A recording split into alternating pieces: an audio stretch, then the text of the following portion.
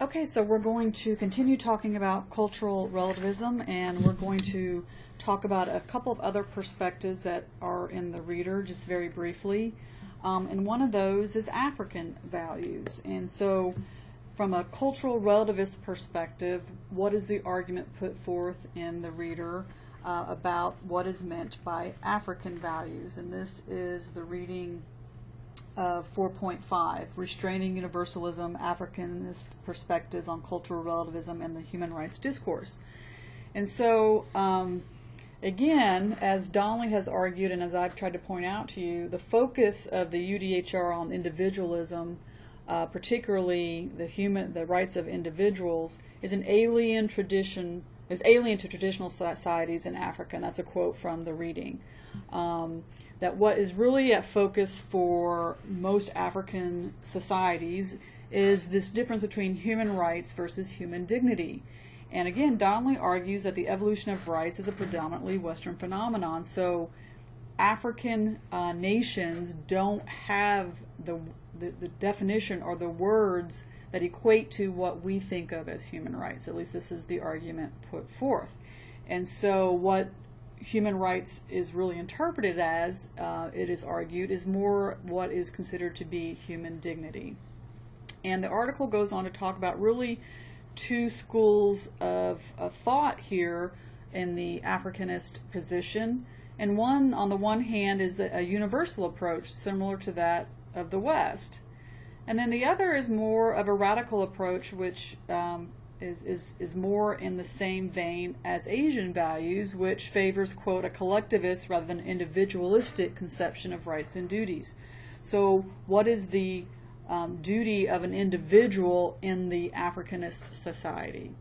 And so this article goes through and really outlines, again, what is meant by an African values, and as a cultural relativist position, it's often used as a means of repression, making an argument that this is how we practice human rights or human dignity in African countries, and it's very different. In fact, it has what is called an African cultural fingerprint. And this is really the cultural relativism in regards to the application of human rights is going to be very different, because Africans are going to put their cultural fingerprint, if you will, on the definition of what these terms mean. And there is this argument called the full belly thesis, which again is somewhat synonymous with the Asian values, is that there is this difference between social and economic rights versus political and civil rights. And there's this idea that until you have a full belly, your political and civil rights may not be all that important to an individual. So, for example, starving individuals in a society in a very large sub-Saharan African country, for example, where they live hundreds of miles away from a city center, are going to be more concerned about feeding their family, i.e. having a full belly, rather than going to vote. Voting is meaningless if they're starving to death, is kind of the argument. So the article goes into how valid is the full belly thesis, and you're going to want to be able to talk about that.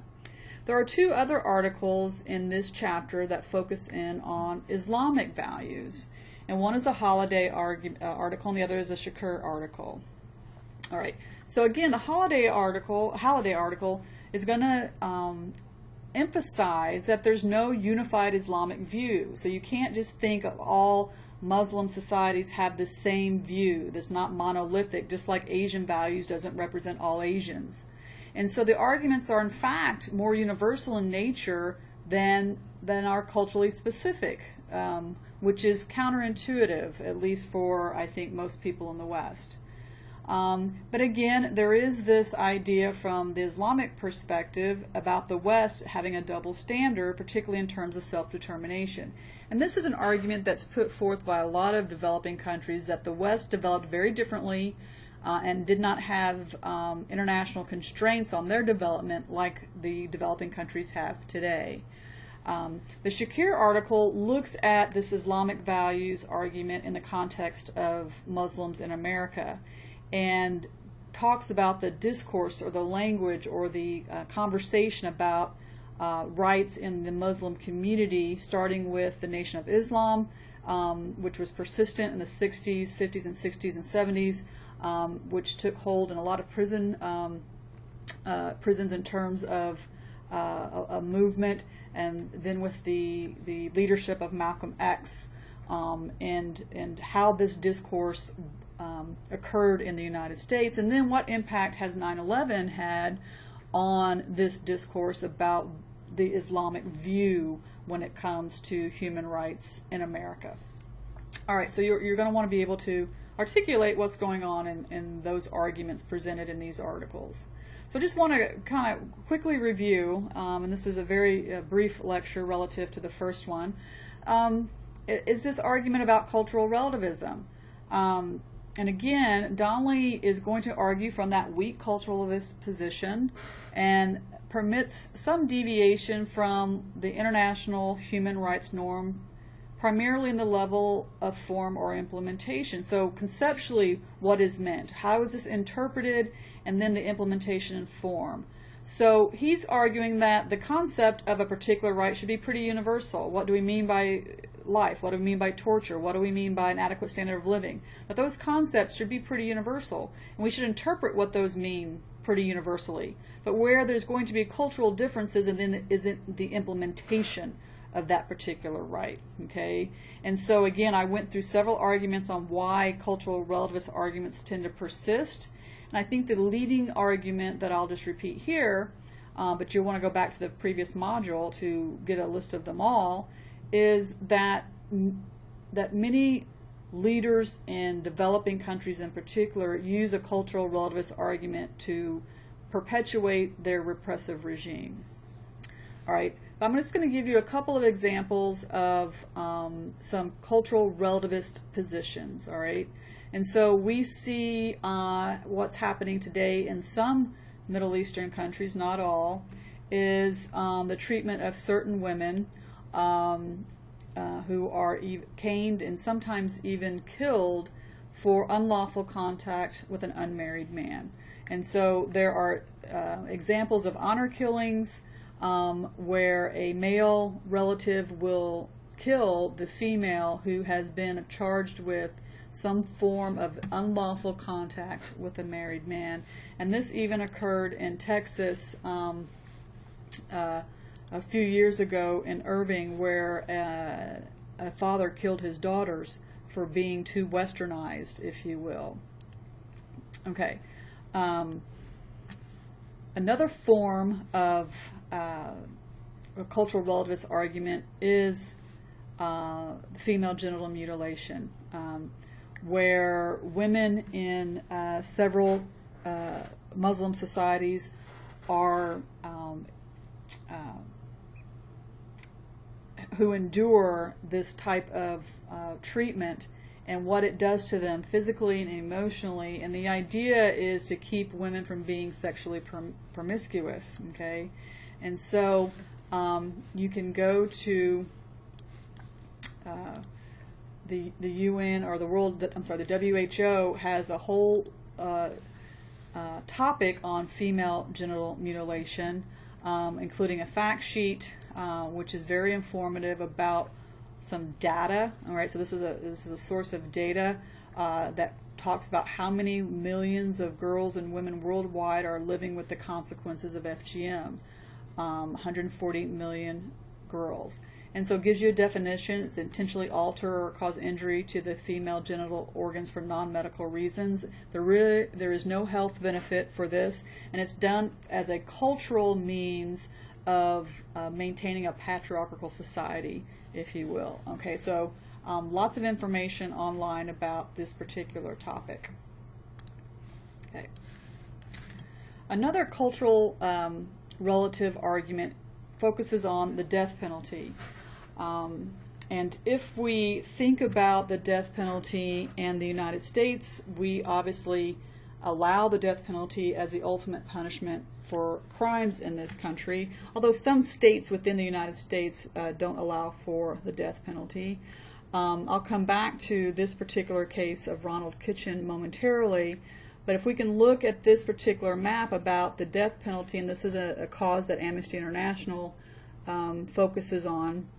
The states in this particular color, this kind of muted beige color, are retentionist states. That means they retain the right to impose a death penalty. And you can see that the United States is the only Western country that still has the death penalty as a potential